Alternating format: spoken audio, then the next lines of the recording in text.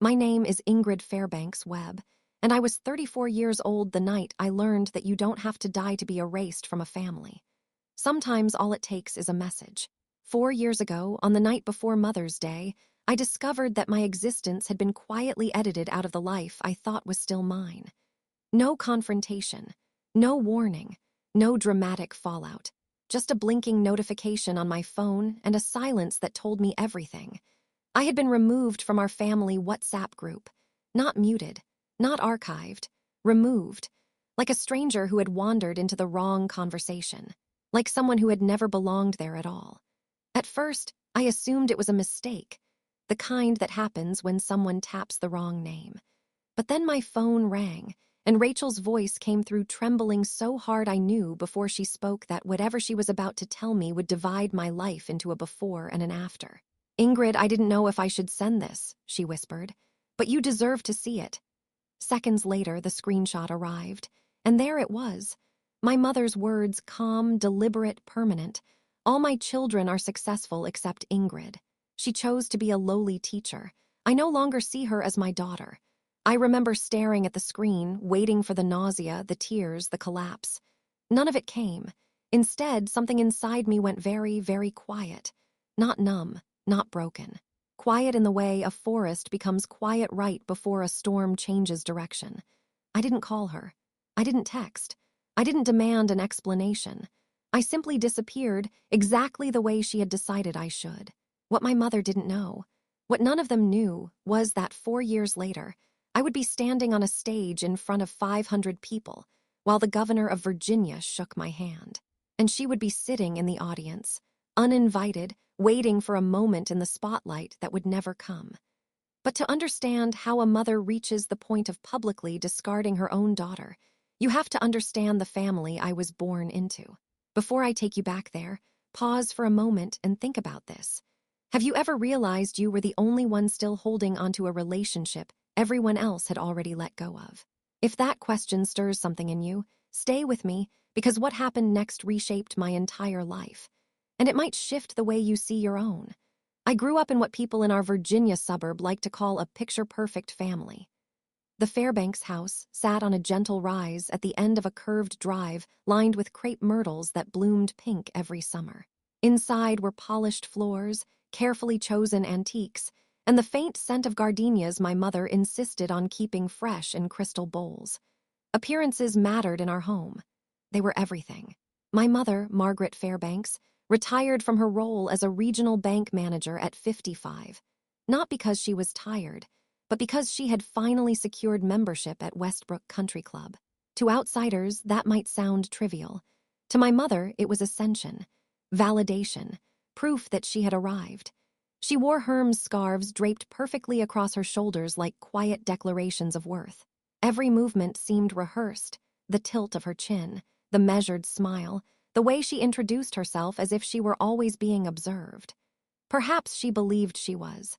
Money had come to our family only one generation earlier, and my mother carried the invisible anxiety of someone determined never to slide backward. Everything about her life became a performance of belonging. And her children. We were extensions of that performance. My older sister Victoria was the masterpiece. By 38, she was already a sought-after plastic surgeon in Richmond. Her clients included television anchors, the wives of state politicians, women who spoke in low voices about subtle work. Victoria documented her life in curated glimpses, a Rolex resting casually on linen tablecloths, champagne glasses catching chandelier light, charity galas where she stood angled just enough toward the camera to suggest importance without appearing to try. Every Thanksgiving, she updated us on her latest professional triumphs while pretending modesty. No one believed the modesty, least of all my mother, whose pride radiated like heat whenever Victoria spoke. Then there was Bradley, my brother, 40, corporate attorney in D.C., perpetually stepping out of a gleaming Mercedes G-Wagon that he parked where everyone could see it. Visibility mattered to Bradley almost as much as winning.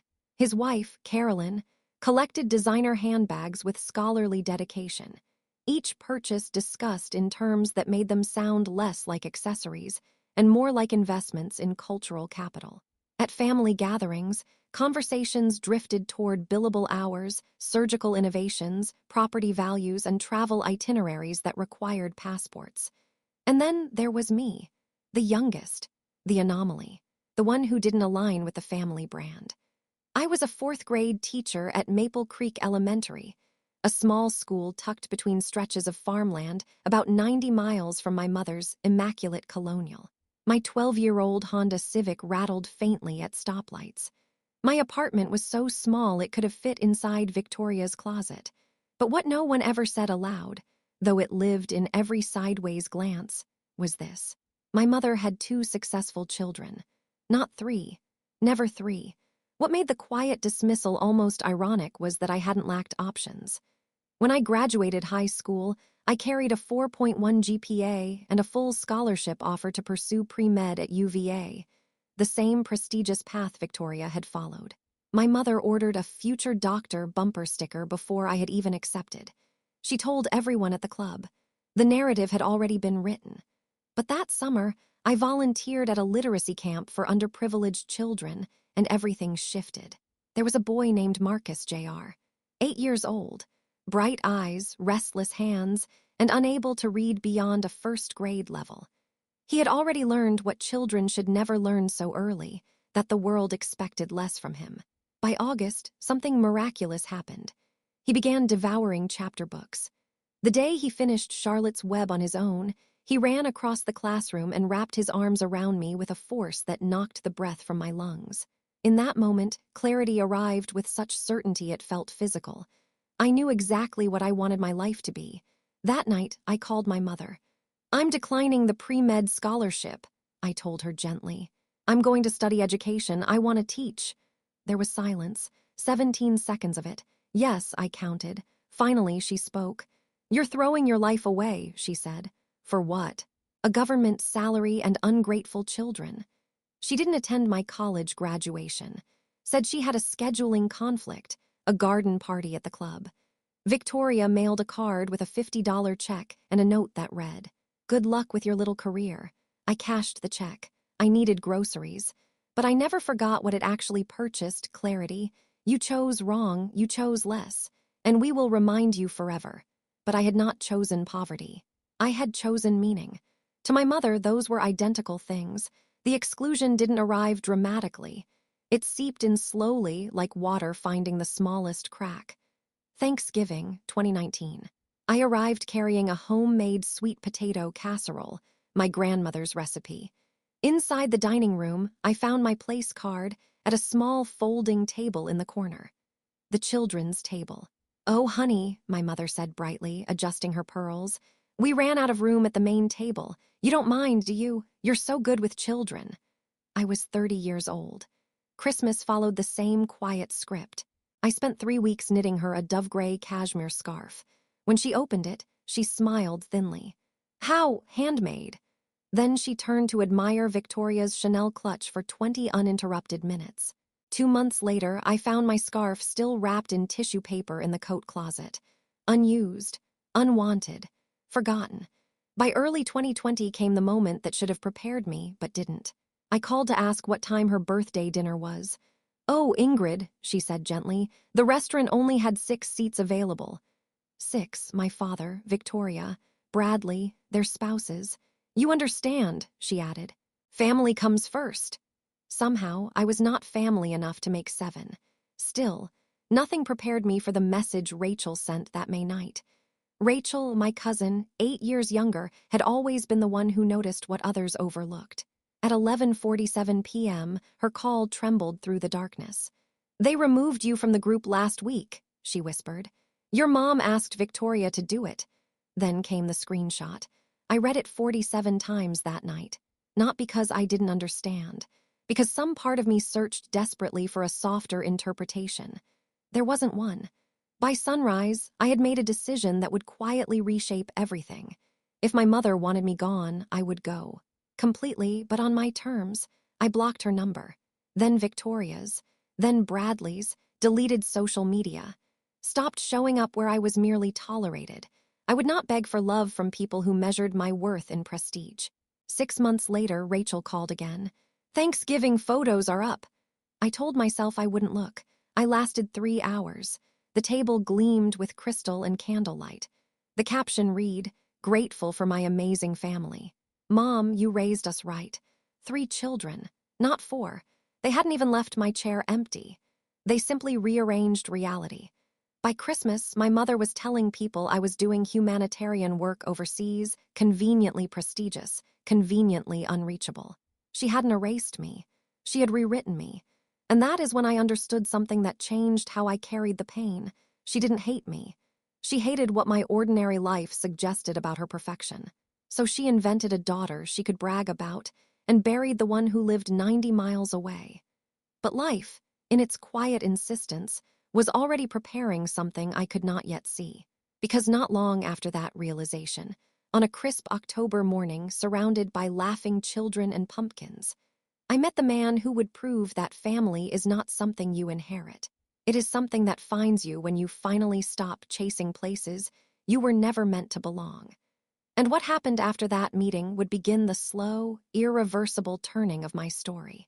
But before we step into that moment, because it changed everything, tell me something. Have you ever walked away from a place that refused to see your value, only to discover it cleared the path toward the life you were actually meant to live? If you know that feeling, stay with me, because the next chapter is where my life truly began. The morning I met Marcus Webb smelled like damp earth, cinnamon donuts, and fallen leaves, the unmistakable signature of October in rural Virginia. Our 4th graders were vibrating with the particular energy only a field trip can produce. Backpacks thumped against bus seats.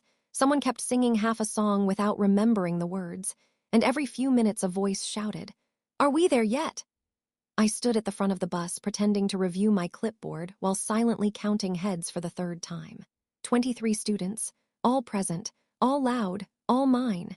When the bus finally crunched onto the gravel drive of Webb Family Organics, the chatter rose to a pitch that made the driver laugh.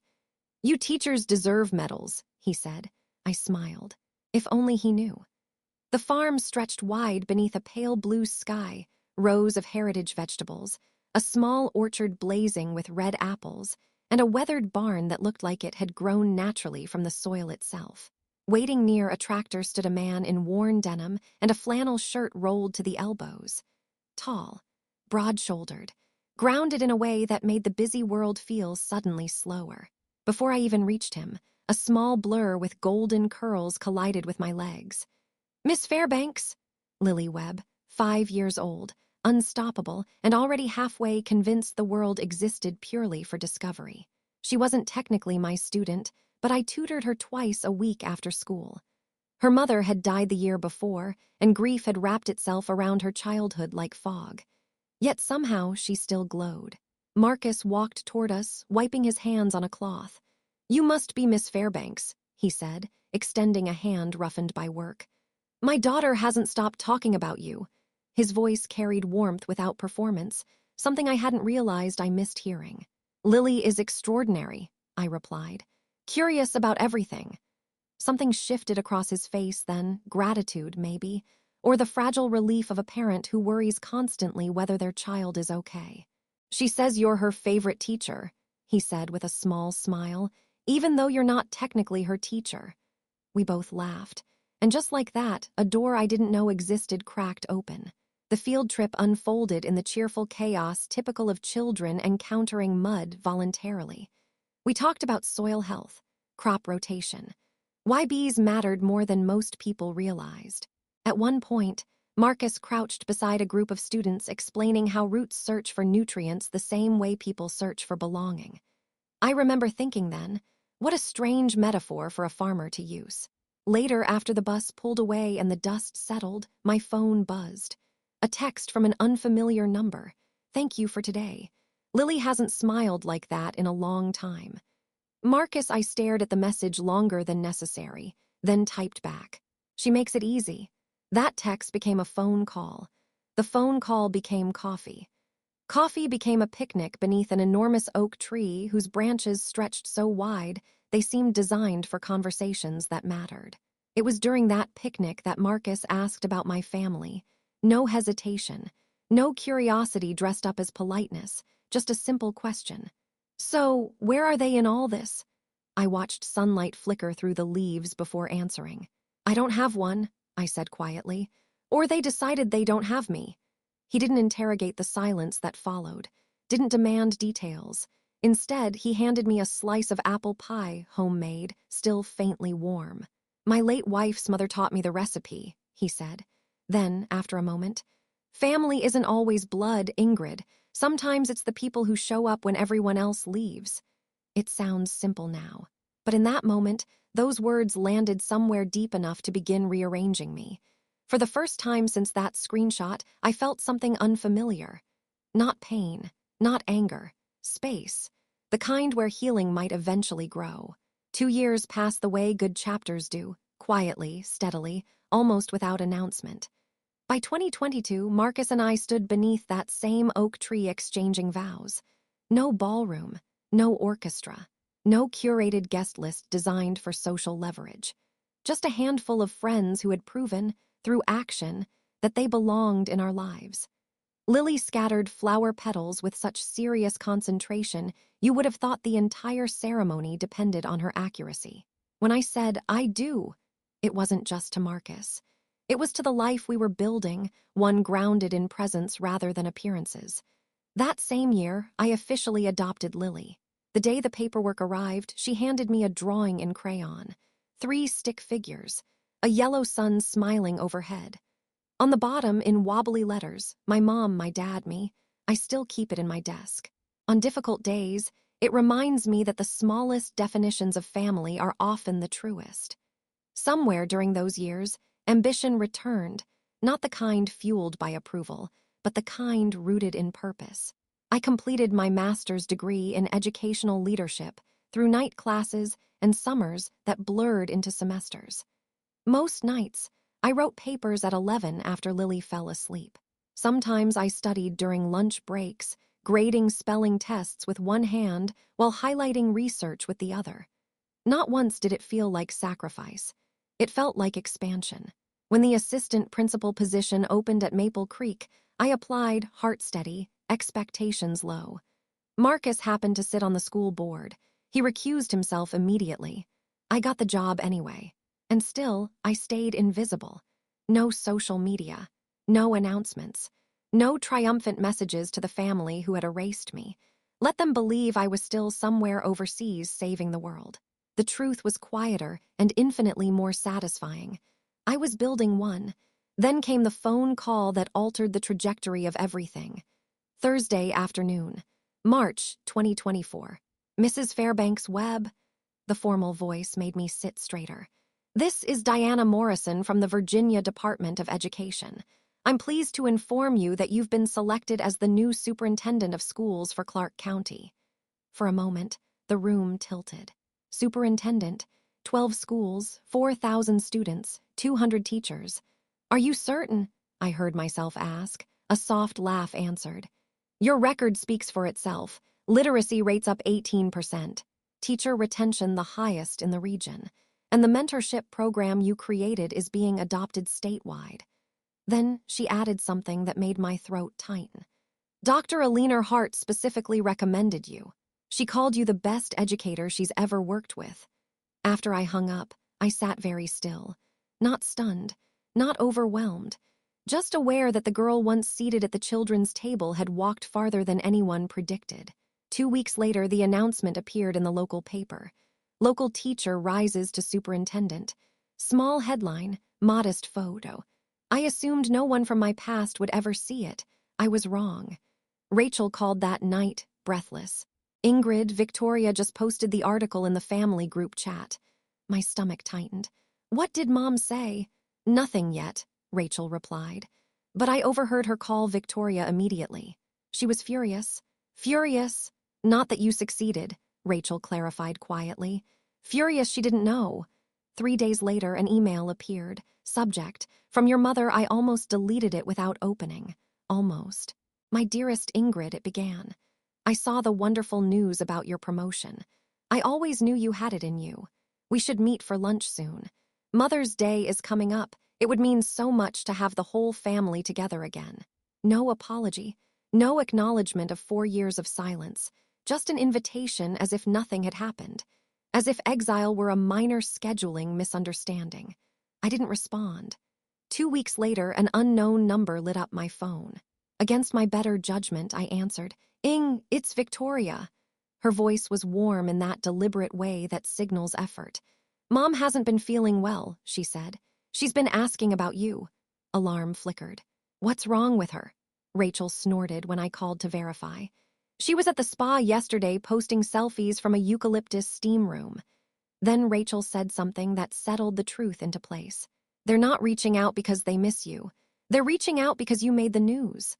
I already knew, but hearing it aloud closed the door on doubt. That night, sitting at the kitchen table while Marcus washed dishes and Lily worked through math problems, the old questions crept back. "What if I'm wrong?" I asked quietly. Marcus turned off the faucet. "What if I've been too harsh? She's still my mother." He disappeared briefly and returned with his laptop. Inside, a folder labeled Ingrid, do not delete, were screenshots. Every message Rachel had forwarded. Every photo. Every proof of the life they chose without me. "You didn't fail," Marcus said gently. "You survived. You built a life without them. You don't owe forgiveness to people who never asked for it." I closed the laptop slowly. Then he showed me one more screenshot, a recent message from the family group. "Wonderful news. Ingrid is being honored at the State Teacher of the Year ceremony next month. It will be televised. I've already confirmed our attendance. We'll sit in the family section and join her on stage for photos. Not a question, a plan." Victoria replied she'd picked out a dress. Bradley called it a good PR move. No one asked whether I wanted them there. The realization settled cold and final. "They don't want me back," I said. "They want the version of me they can display." Marcus nodded once. "So, what are you going to do?" I looked at the message again. Then I heard my own voice, steady, certain. "I'm going to let them come." Rachel blinked through the video call later that night. "You're not uninviting them." "No. Then what?" I inhaled slowly. "When I give my acceptance speech, I'm going to thank my family." Rachel leaned closer. "And my husband, my daughter." Silence. "You're not going to mention them at all?" Marcus asked. "Why would I?" I replied. "They made it clear they aren't my family." The absence would speak louder than any accusation. And if my mother tried to step into the spotlight, "I'll simply honor the boundary she set," I said. "She told the world I wasn't her daughter." For the first time since this began, a calm certainty settled over me. Not revenge, not anger, just truth. 3 days before the ceremony, Dr. Alina Hart called. "Someone contacted the coordinator," she said carefully. "A woman named Margaret Fairbanks requested to speak during the family remarks." My grip tightened. "She did what?" "I declined," Alina said. "If you wanted her involved, you would have told me." Relief moved through me like air returning to a sealed room. "You earned this," Alina continued. "No one gets to rewrite your story." The night before the ceremony, I sat with a blank notepad. "Who do you thank when you've built a life from scratch?" I wrote, "I want to thank my family, the family I chose, and the family that chose me back. My husband Marcus, who saw me when I felt invisible.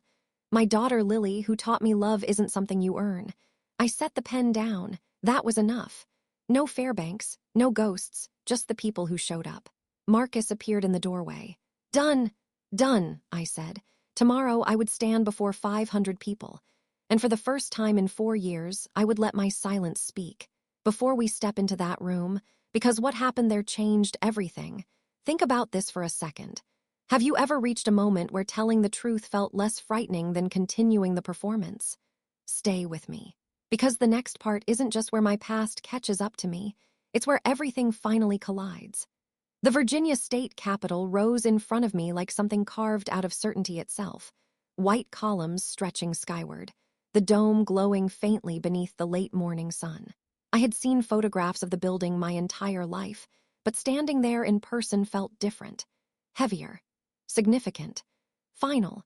Marcus squeezed my hand as we climbed the wide stone steps, Lily skipping slightly ahead before remembering this was an important day and slowing herself with exaggerated seriousness. "You nervous?" Marcus asked softly. I considered the question. "Yes," I admitted, "but not for the reasons I thought I would be." Inside, the air hummed with quiet professionalism, the sound of polished shoes on marble, low conversations, the faint shuffle of programs being handed out. 500 chairs filled the house chamber. 500 educators.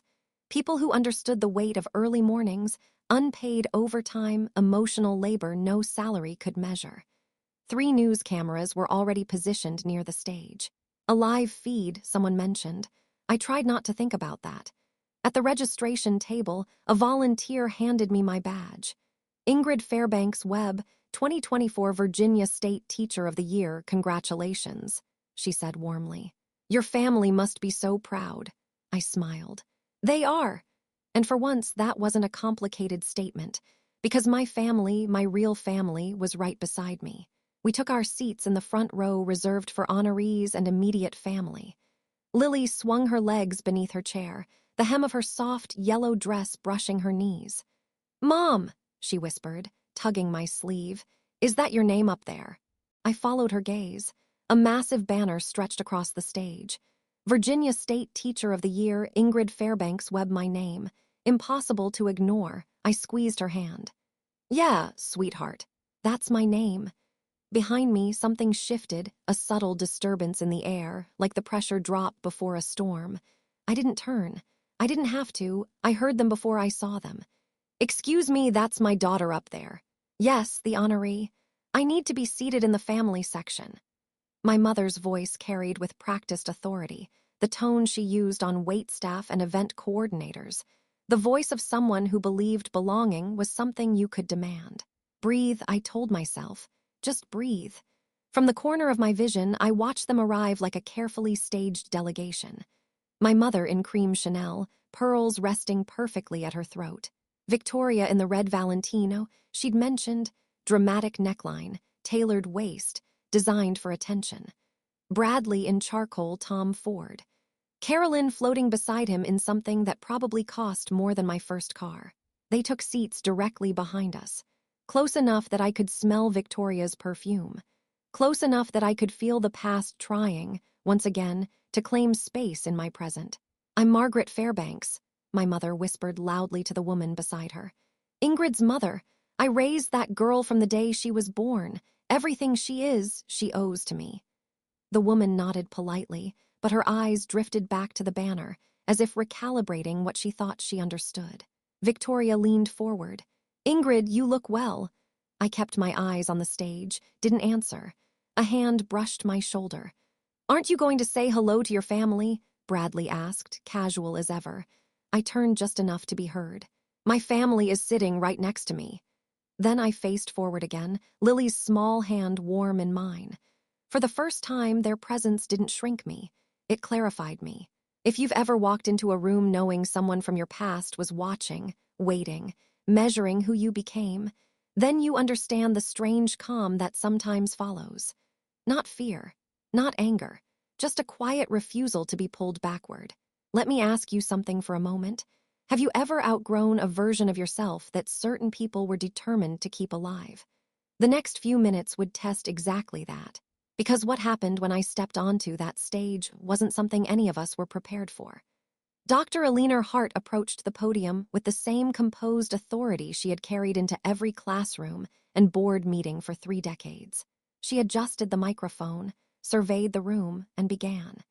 In 15 years within Virginia's education system, I've had the privilege of meeting thousands of extraordinary teachers. But today, I want to tell you about one who stands apart. Behind me, I heard the faint rustle of fabric, my mother straightening, preparing her proud expression for the cameras. Ingrid Fairbanks Webb began her career in a rural elementary school with 23 students, limited resources, and unlimited determination. Alina paused, letting the words settle. In her very first year, she raised reading levels by an average of 2 grade levels per student, not through magic, through consistency, through showing up. A small murmur of approval moved through the audience. She earned her master's degree while teaching full-time. She created a mentorship program now being adopted in 37 counties statewide. And she built something even more meaningful. My breath caught slightly. A family. The camera shifted toward Marcus and Lily, not toward the second row, not toward pearls or designer dresses, toward the people who had actually stood beside me. Lily sat straighter, glowing. Marcus gave the smallest nod. Behind me, a sharp intake of breath. The creak of someone gripping an armrest too tightly. Eleanor smiled. "Please welcome your 2024 Virginia State Teacher of the Year, Ingrid Fairbanks Webb." The walk to the podium felt strangely steady. 500 faces looked up. Cameras blinked red. And somewhere behind me sat 4 people waiting for recognition they believed was inevitable. I adjusted the microphone. "Thank you, Dr. Hart. And thank you to the Virginia Department of Education, the governor's office, and every educator in this room." I scanned the audience, teachers who stayed late, principals who carried entire schools on their shoulders. When I began teaching 15 years ago, I didn't know if I'd last a semester. The hours were long. The pay was modest. And some people, I paused, choosing the word carefully, questioned whether it was a path worth taking. Silence, attentive, electric. But here's what I learned. Teaching isn't about proving anything to anyone. It's about showing up for the kids who need you, especially when no one else does. I inhaled slowly. And that brings me to my thank yous. I turned toward the front row. To my colleagues at Maple Creek Elementary, you are my village. To Dr. Hart, who saw something in me when I was just 22 and terrified. Then I smiled. And to my family. Behind me, movement, anticipation tightening like a wire. My husband Marcus, who believed in me when I struggled to believe in myself. Marcus's eyes softened. My daughter Lily, who reminds me every day what unconditional love looks like. I stopped. That was the list. The silence that followed wasn't empty. It was enormous. Then a chair scraped loudly. "Ingrid!" My mother's voice, clear, sharp. Impossible to ignore. I didn't turn. "Ingrid, sweetheart, surely you didn't forget your own mother." The chamber shifted, attention snapping toward the interruption. Heels struck marble. She was walking toward the stage. 500 heads turned. Cameras pivoted. The moment stretched thin as glass. My mother reached the steps, cream Chanel glowing beneath the lights, her practiced smile firmly in place. "I'd just like to say a few words about my daughter," she announced. "About how proud I am, Mrs. Fairbanks." My voice came out calm, amplified gently by the microphone. She froze mid-step. "Thank you for attending," I continued, meeting her eyes for the first time in 4 years. "But the family portion of my speech has concluded." Her smile flickered, just once. "Ingrid, I'm your mother. You said you no longer saw me as your daughter." The words landed softly, but the impact rippled outward. Gasps, a dropped program, whispers. "4 years ago," I continued evenly, "in a group message, you wrote that I chose to be a lowly teacher and that I was no longer part of your family." A murmur spread through the chamber. "I've simply honored your decision. The family I thank today is the family that stood beside me, the family that never required me to prove my worth." A security guard approached gently, gesturing toward her seat. For the first time in my life, my mother had no words.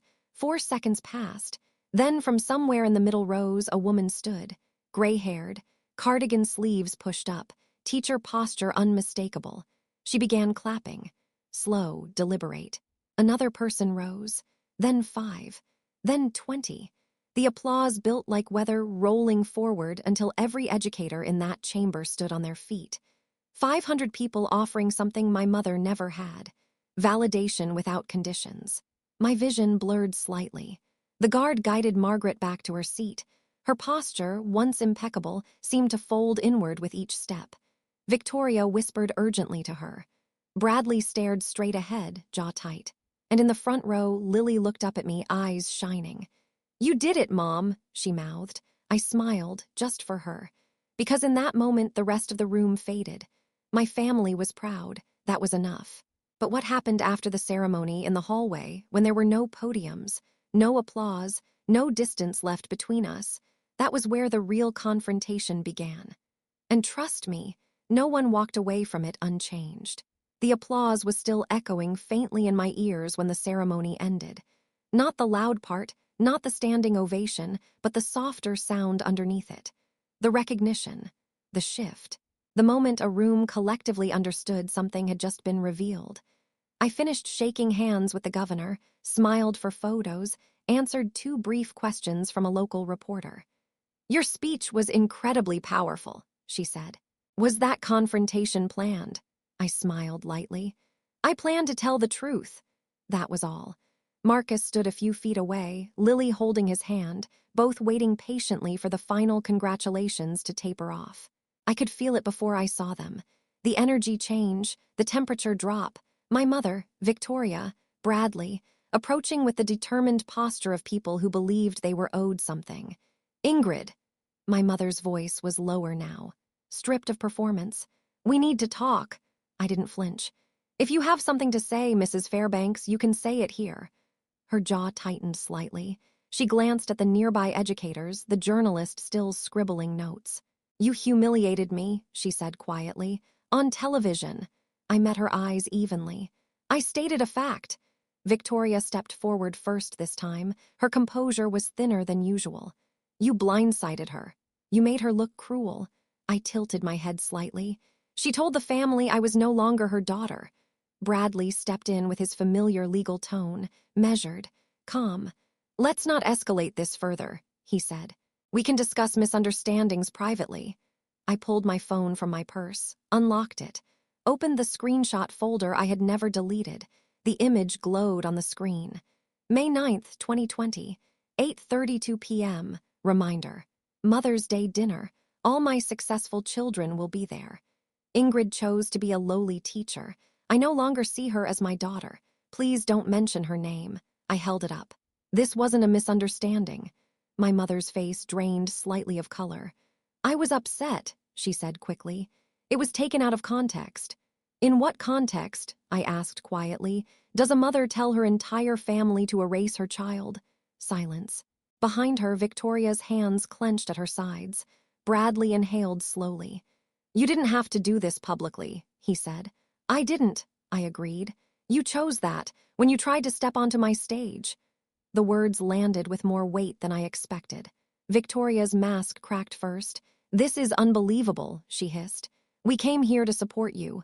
"You came here for photographs," I corrected calmly. "I saw the messages." Her eyes flickered. "How? It doesn't matter." It didn't. What mattered was that for the first time in my life, I wasn't scrambling to defend myself. I wasn't explaining. I wasn't shrinking. Bradley shifted tactics. "Think about the bigger picture," he said. "The video is already circulating. This affects all of us." "It affects you because people are asking questions," I replied. "Not because you care about what happened." My mother finally found her voice again. "This isn't how family handles conflict," she said tightly. I let that sit for a moment. "Family doesn't remove each other from existence." The hallway noise faded slightly as conversations nearby softened into careful listening. I hadn't planned to say everything I was feeling, but something inside me was done cushioning truth. "I spent 4 years not responding," I said evenly. 4 years not exposing you, 4 years honoring the silence you requested." My mother's eyes glistened, but I couldn't tell whether it was embarrassment or actual remorse. "You're punishing me," she whispered. I shook my head slowly. "No, I stopped participating." "There's a difference." Victoria stepped closer, lowering her voice. "You think you're better than us now?" I met her gaze. "I think I deserve to be loved without conditions." That was it. That was the whole argument. Marcus's steady footsteps approached from behind me. Lily slipped her hand into mine instinctively. "Ready to go home?" he asked gently. "More than ready." I turned back to my mother one last time. Her posture had shifted, not collapsed, but smaller, less certain. 4 years ago," I said quietly so only she could hear, "you chose your reputation over your daughter." Her lip trembled slightly. "I don't hate you," I continued, "but I won't pretend nothing happened." The words weren't angry, they were clear. "Forgiveness and access are not the same thing." Victoria inhaled sharply. Bradley looked away. My mother blinked rapidly. "Ingrid, I'm Ingrid Webb," I said softly. Not cruelly, not triumphantly, just fact. I squeezed Lily's hand. And then we walked away, not dramatically, not hurriedly, just forward. The drive home was quiet, not tense, not heavy. Just reflective. Lily eventually broke the silence. "Grandma seemed upset." Marcus glanced at me. I kept my voice gentle. Sometimes people get upset when they hear the truth. Did you lie? Lily asked. No, she nodded. Okay. Children have a way of simplifying what adults complicate endlessly. That night, after Lily fell asleep, Marcus and I sat on the back porch beneath the oak tree. The same tree where we'd said our vows. The same tree that had watched us rebuild. Do you regret it? He asked. I thought carefully. No, I said, not because I felt vindicated, not because I enjoyed what happened, but because for the first time in 34 years, I had protected myself without apology. And that felt unfamiliar, but right. The fallout began slowly. Rachel called 3 days later. You have no idea what's happening, she said. I listened quietly. The country club is buzzing. People saw the video. They're asking questions. I stirred my coffee. And she stepped down from the social committee. I didn't feel satisfaction, just inevitability. And Victoria deleted half her Instagram. People started commenting about the heart emoji. That part almost made me laugh. Bradley, according to Rachel, had gone completely silent. Told extended family it had been misrepresented. But even reputation has cracks when the story is documented. A month passed, then another. No more calls, no more surprise visits, no attempts at staged reconciliation. The silence returned, but this time it was mutual and chosen. One evening, about 6 weeks later, I found myself awake long after everyone else was asleep. Not angry, not replaying the confrontation, just thinking about why it had taken me so long. Why I had tolerated so much dismissal before drawing a boundary. The answer wasn't complicated. Because children are wired to preserve their parents in their minds, even when it costs them. But something shifts when you build your own family. When you hold your daughter's hand. When your husband quietly archives your pain so you don't gaslight yourself into forgetting it. You begin to understand something fundamental. Peace isn't the absence of conflict. It's the absence of self-betrayal. And I had finally stopped betraying myself. 3 months later, an envelope arrived.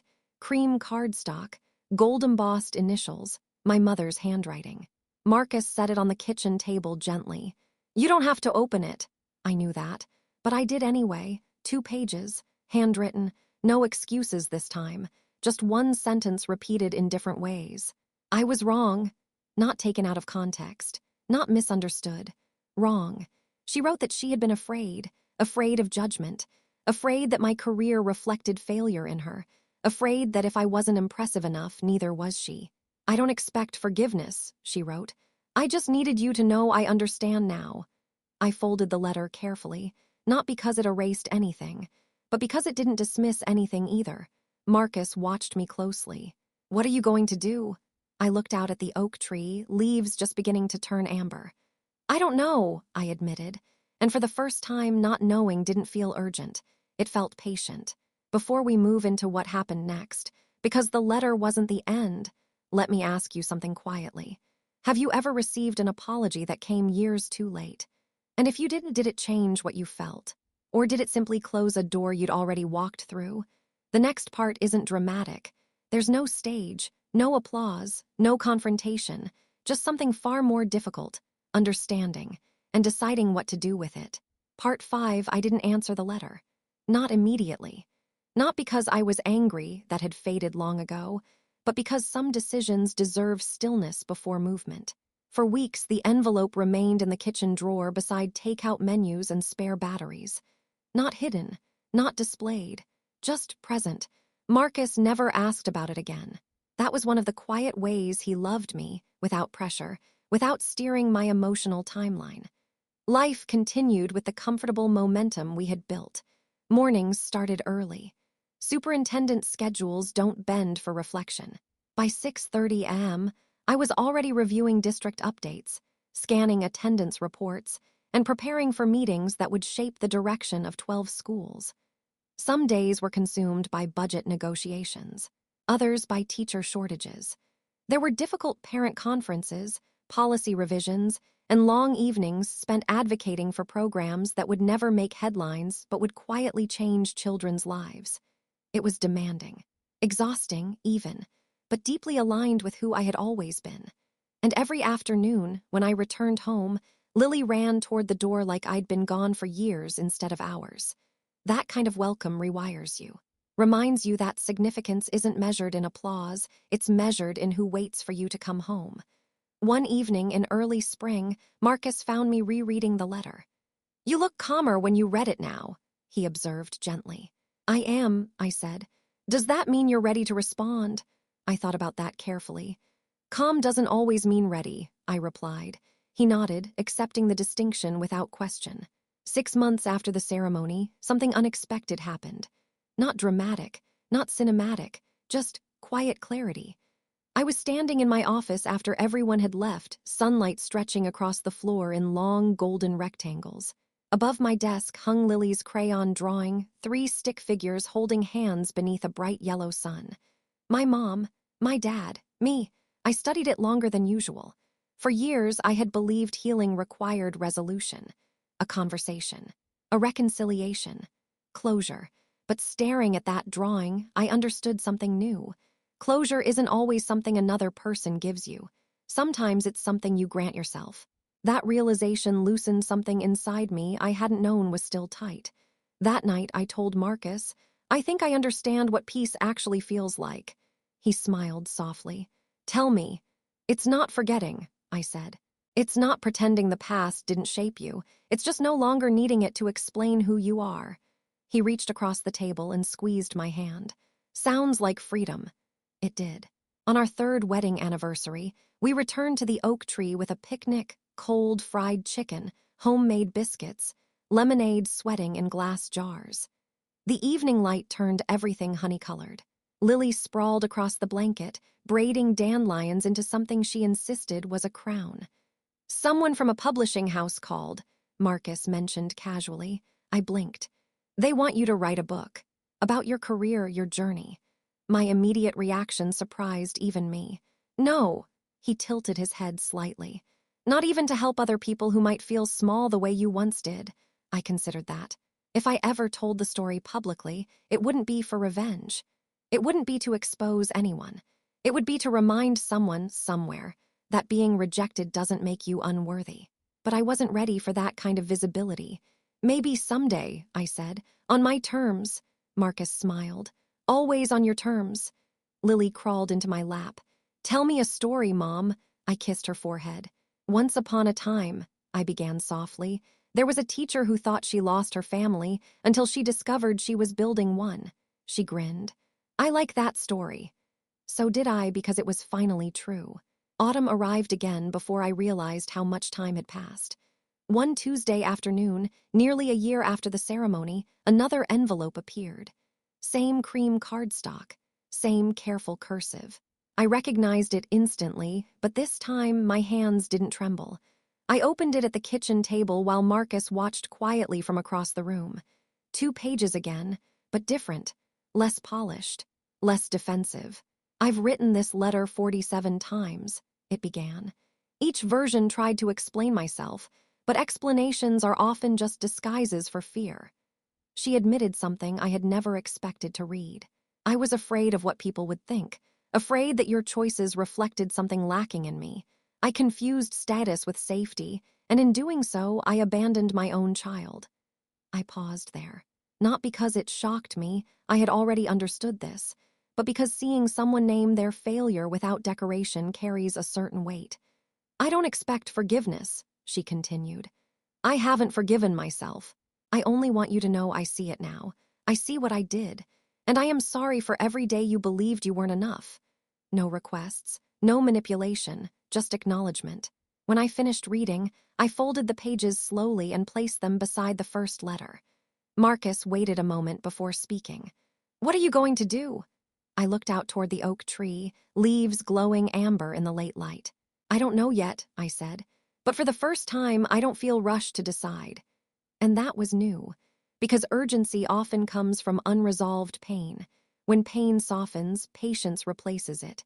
That night, sleep didn't come easily, but not for the reasons it once hadn't. I wasn't replaying old wounds. I was thinking about something deeper, understanding. Over the past year, I had spent time reading about family dynamics, about the psychology of conditional love, about how fear shapes behavior more than most people realize. Here's what I learned. My mother grew up in a household where affection followed achievement. Praise was earned. Attention was transactional. Worth equaled performance. By the time she became a parent, she didn't know another way to measure love. When Victoria became a surgeon and Bradley a lawyer, their success validated her identity. Their accomplishments protected her from the shame she had carried since childhood. And then there was me, the daughter who chose meaning over prestige. A profession society respected in theory, but not always in the circles she valued most. Every time someone asked about her children, she felt forced to explain me. An explanation, to someone shaped by insecurity, feels dangerously close to exposure. So she did what frightened people sometimes do. She removed the variable that made her uncomfortable. It doesn't excuse what happened. Nothing excuses abandoning your child. But understanding something and excusing it are not the same. Understanding simply releases you from the endless question of why. And once that question quiets, you stop carrying confusion that was never yours to bear. Let me share something important with you, something it took me years to fully grasp. You are not responsible for healing the people who hurt you. You can understand them without reopening your life to them. You can hold compassion without surrendering your boundaries. Boundaries aren't walls built from anger. They are doors you control. And learning that difference changed everything for me. Because for so long, I believed forgiveness meant restoring access. Now I knew better. Forgiveness is internal. Access is earned. Weeks passed, then months. Winter edged toward spring again. I didn't respond to the second letter. Not out of cruelty, but because silence, this time, felt honest. And sometimes honesty is kinder than premature reconciliation. One afternoon, as I watched Lily practice piano, each note slightly uneven but fiercely determined, a realization settled over me with surprising gentleness. I wasn't waiting anymore. Not for an apology, not for acknowledgement, not for repair. I had already built a life that didn't require those things to feel whole. Marcus came up behind me, resting his chin lightly on my shoulder. "You look peaceful," he said. "I am," I replied, and I meant it. For the first time in my life, peace didn't feel fragile. It felt anchored. But here's the thing about healing, it rarely arrives with fanfare. There's no single moment when everything resolves. Instead, one day you notice the past no longer dictates your emotional weather, and you realize you're free. Still, one final understanding was waiting for me. Not dramatic, not loud, just quietly profound. And it would change the way I saw everything that came before. Part 6. Final years have a quiet way of reshaping memory. The sharp edges that once defined your story begin to soften.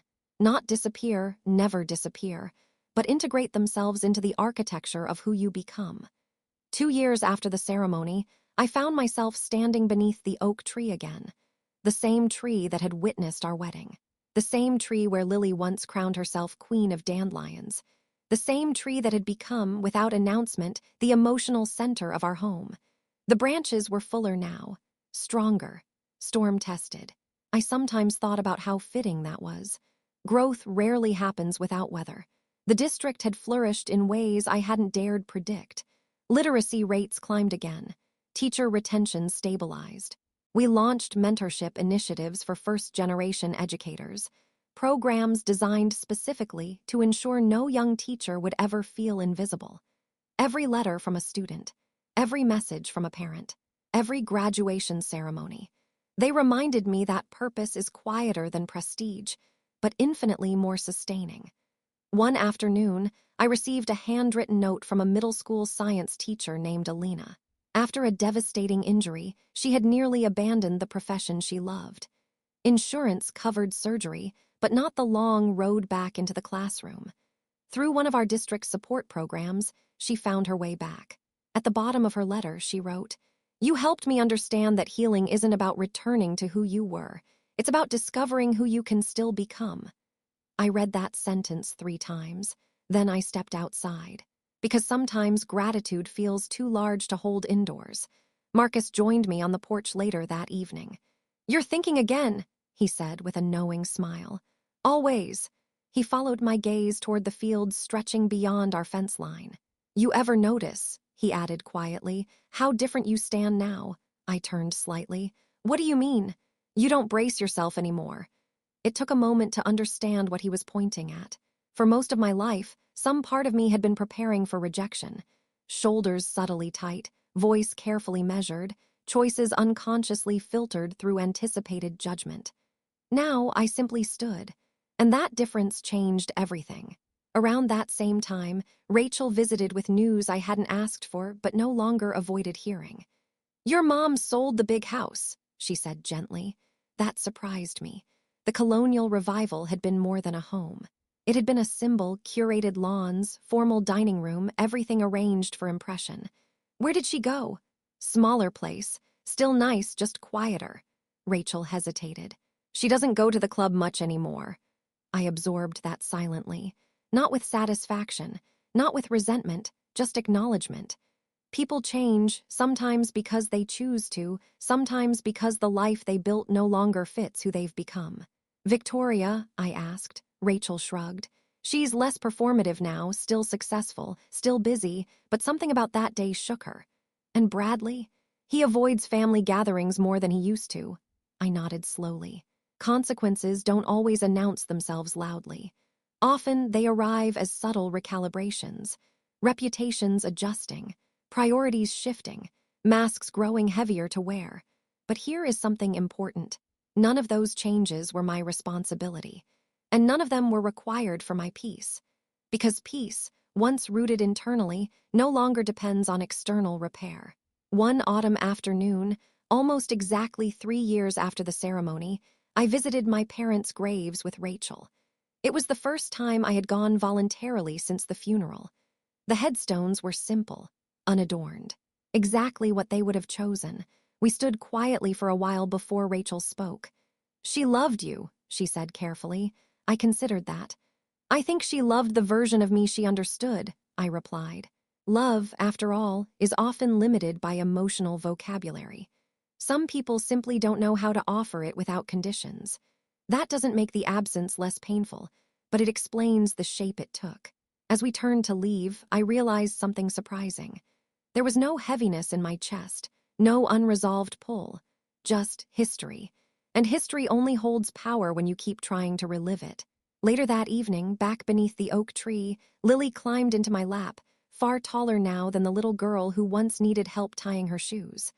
"Mom," she asked suddenly, "what makes someone family?" Children ask questions adults spend lifetimes circling. I brushed a leaf from her hair. "Family," I said slowly, "is who shows up, who stays, who makes space for you exactly as you are." She thought about that seriously. "Like us. Exactly like us." She smiled, satisfied. And in that moment, the simplicity of it nearly took my breath away. Because for so many years, I had believed family was something you were assigned. Now I understood it was something you built choice by choice, day by day. If you're still here with me, still listening as this story reaches its quiet landing, I want to pause for just a second and ask you something gently. Have you ever been defined by someone else's limited understanding of you? Have you ever carried a version of yourself that was never truly yours, simply because someone louder insisted it was? If so, hear this clearly. Their inability to see you was never evidence of your smallness. It was evidence of their limitation. Worth is not something another person grants. It isn't increased by approval or diminished by rejection. It simply exists. For years, I believed I needed to prove something to my mother, to my siblings, to rooms that evaluated success through narrow lenses. Now I understand. The only proof that ever mattered was internal. Standing beneath that oak tree, I no longer felt like the daughter who had been erased from a group chat. I no longer felt like the sister excluded from photographs. I no longer felt like the woman who had to defend her place at the table. I felt whole, not because of recognition, not because of justice, but because I had stopped shrinking. A few months later, I finally responded to my mother's second letter. Not with a phone call, not with a meeting, just a short note. "I received your letter. I believe you meant every word. I hope you continue the work of understanding yourself. I am well. I am happy. That is enough. No invitation, no reopening, just truth without hostility." And strangely, writing it felt like closing a book I had already finished reading. Before I leave you with the final thought that matters more than anything else in this story, let me ask you one last quiet question. Have you ever mistaken endurance for identity? Surviving something is not who you are, but how you rebuild afterward. That becomes part of your foundation. I was told in more ways than one that I didn't belong, that my path was lesser, that my worth could be measured in titles and income. But here is what life, patient, relentless teacher that it is, ultimately revealed. You do not have to raise your voice to prove your value. You do not have to compete to justify your existence. And you do not have to abandon yourself just because someone else cannot recognize your place in their world. Years ago, my mother declared she no longer saw me as her daughter. At the time, it felt like exile. Now I see it differently. It was ignition. Because sometimes the sentence meant to diminish you becomes the turning point that frees you.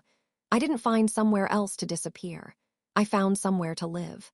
And in doing so, I discovered something far greater than approval, reconciliation, or reputation. I discovered myself. And that, more than anything, was the inheritance that truly mattered. If this story stayed with you, if even one piece of it echoed somewhere inside your own life, then carry this forward. You are allowed to outgrow the spaces that once confined you. You are allowed to protect your peace. And you are absolutely allowed to build a life where love is given freely, never negotiated. Thank you for walking this journey with me. I'm Ingrid Webb. And now, finally, I know exactly what family means.